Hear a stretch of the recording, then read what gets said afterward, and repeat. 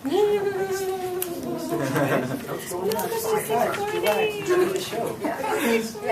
about Francophiles and what is it, Yankophiles. Absolutely. Drink more beer. Good evening, everyone. Tonight, our theme for our Toastmaster meeting tonight is the 2016 Super Bowl because San Francisco was just rewarded the 2016 game hosted in Santa Clara, right? 对，上个星期有个大新闻，就是旧金山拿到了2016年的超级碗的主办权。这个超级碗就会在2016年在Santa Clara 的新的一个体育场馆进行。So the theme of the day is 2016 Super Bowl. Do any of you know why Super Bowl is called Super Bowl? Let me guess. Because the ball, like. Because it's played in a stadium that looks like a mall.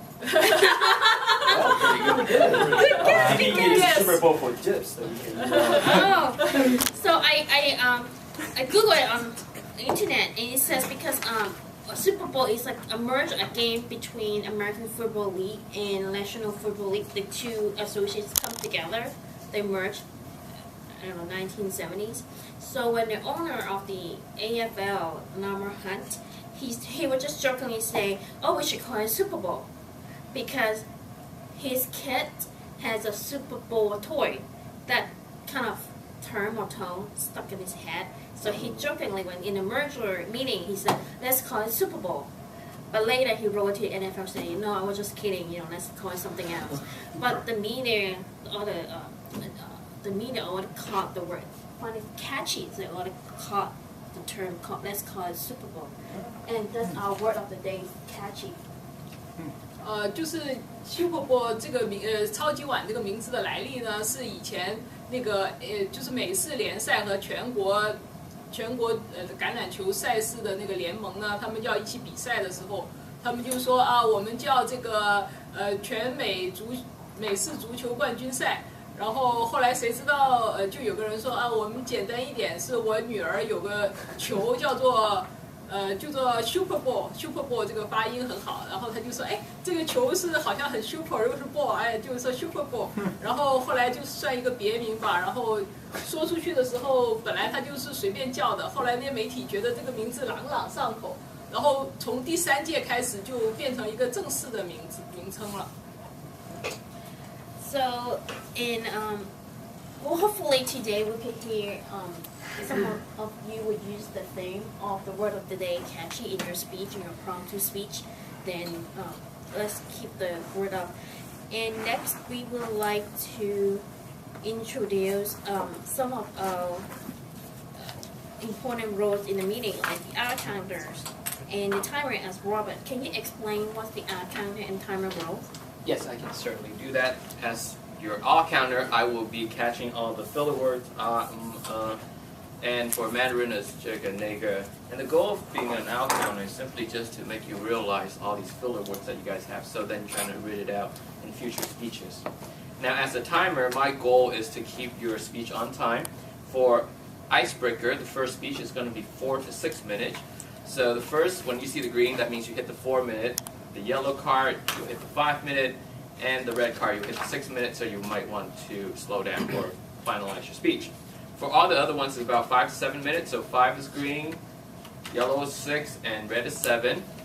For evaluation, it's going to be 2 to 3 minutes, 2 for green, 2.5 for yellow, and 3 for red. And for table topic, it's going to be 1 to 2 minutes. 1 minute you see the green, 1.5 you see the yellow, and 2 minutes you'll see the red card. Thank you. Thank you, Robert. And then next we will have Rebecca to explain her role as a tone master. Hi everyone, my name is Rebecca and I'll be your tone master tonight.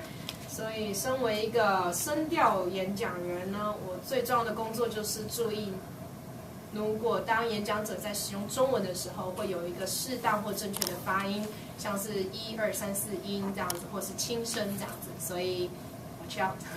Thank you. Thank you, Rebecca. And since we don't have grammar, do you mind to pick up some maybe grammar of the Chinese? For sure. To share. But not the English though. No. Okay. And if anyone wants to volunteer for grammarian for the English part? I will. Oh, that's good. Yeah. Good, thank you, Andy. And next we will have first speech will be by Johan. His speech is project number 3, but before Johan comes up, we will have his evaluator, Andy, to explain the objectives of the speech. Thank you. The objectives of Project 3 get to the point. He needs to select a speech topic and determine its general and specific purposes. Organize the speech in a manner that best achieves those purposes. Ensure the beginning, body, and conclusion reinforces the purposes. Project sincerity and conviction. Control nervousness. And strive not to use notes. So this is a really well-formed speech, and we'll be enjoying Johan present this tonight. Thank you. Okay, let's welcome Johan to his speech.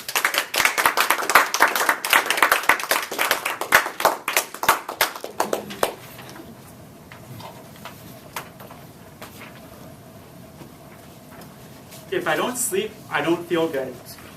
如果我不睡觉，我觉得不好. Imagine this. You have a critical surgery and necessary surgery tomorrow morning.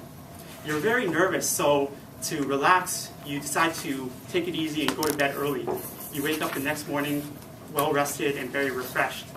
Meanwhile, your surgeon who is going to perform your surgery stays up very late the night before trying to prepare for your surgery, and when you meet him the next morning of your surgery, he looks very, very tired, and he's drinking a lot of coffee. How do you feel?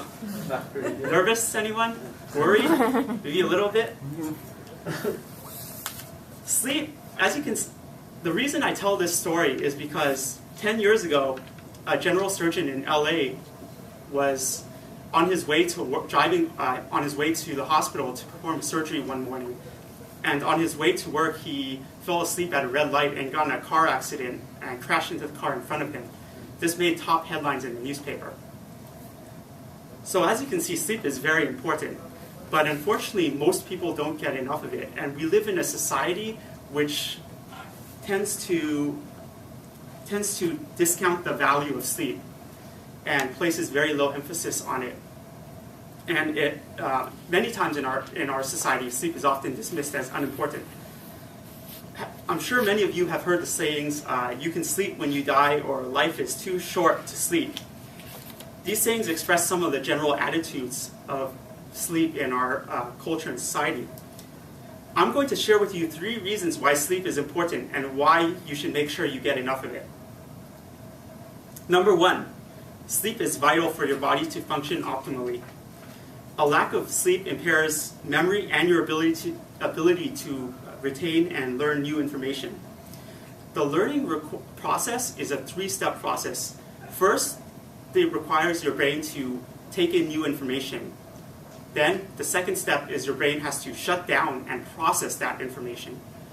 And the third step is for your brain to then apply that information. And this process, this learning process, is how new knowledge becomes stored into long-term, imprinted into long-term memory. The second step of allowing your brain to completely shut down while processing new information is crucial to imprinting this new knowledge into long-term memory. And this step occurs most frequently during sleep. Multiple studies have shown that children who don't get enough sleep or are chronically sleep deprived have a much more difficult time learning in school and perform much poorer than students who get adequate amounts of sleep. So it's quite obvious that sleep is very important in order for us to learn and take in new information. But sleep also retards sound judgment and your efficiency in making decisions. The process of your brain making a decision and subsequently acting upon the decision is a very active process that requires a lot of mental precision. Although it may not seem like it, your brain is constantly working at maximum capacity and actively, even for every decision, even for the minor decisions, even though it may not seem like it. Most of it at a subconscious level. If your brain is working very hard for every minor decision you make, imagine how active it it is in making the bigger, more important decisions. So the decision process that your brain goes through requires your brain to be very active and alert at all times to be able to go through those steps. And so when you are sleep deprived, your brain is not working as optimally as it needs to be in order to process decisions, and it is not able to exercise sound judgment, adversely impacting all subsequent actions based off of those decisions. Now on to my second reason. Number 2, not getting enough rest will affect your health in the long term. Sleep provides a time for your body to repair and recover from damage, both internal and external. When you are awake, your body is focused on coping with external stimuli and external stresses from the outside world. But when you go to sleep at night, it allows your body to turn its focus inward and to focus on the internal mechanisms. During this time, your body is very active in healing and preparing itself to cope with the external stresses of the coming day. Studies have shown that good rest is critical and crucial for both athletes and bodybuilders to maintain flexibility and muscle mass. With all the stress that we put our body through each and every day, it's no wonder that we need that downtime at the end of the night to really repair and recover from all this. A lack of sleep has also been tied to many diseases like obesity, diabetes, and cardiovascular disease. During the day, our bodies take in a lot of toxins and sustain internal damage at a microscopic level. Over time, these toxins add up, and the damage put on our body is compounded. During sleep, our bodies are actively at work flushing these toxins from our system and repairing internal damage. Denying yourself a good night's rest limits your body from expelling toxins and repairing itself, allowing internal damage to compound and ultimately taking a toll on your body's overall health in the long term. Now for my third reason, number 3, you will feel better if you are well rested. A chronic lack of sleep can make you feel constantly tired and exhausted. The less sleep you get, the harder it is to wake up in the morning, and the harder it is to get your both body and mind up and running. Even simple tasks can become daunting projects when you lack the energy. A lack of sleep also affects the hormone levels in your body that in turn control your mood. Chronic sleep deprivation can throw your hormone levels completely out of balance, as it has been linked to increased depression and anxiety. In the end, a good night's rest will always make you feel better. In conclusion, adequate sleep is important and crucial for our body to function optimally in the short term, our good health in the long term, and to keep us feeling good about ourselves and life. However, while this speech is all about sleep, and good sleep is necessary, ultimately it is important for you to determine and get the correct amount of sleep that is right for you. Everybody's body functions differently, and some people need more sleep, while others can function on less sleep. Your body may also require different amounts of sleep based on the amount of physical activity you put it through during the day. Going back to the title of my speech, if I don't sleep, I don't feel good. And for myself, I know that I need 8 hours of sleep. And tonight, I am getting 8 hours of sleep. Thank you.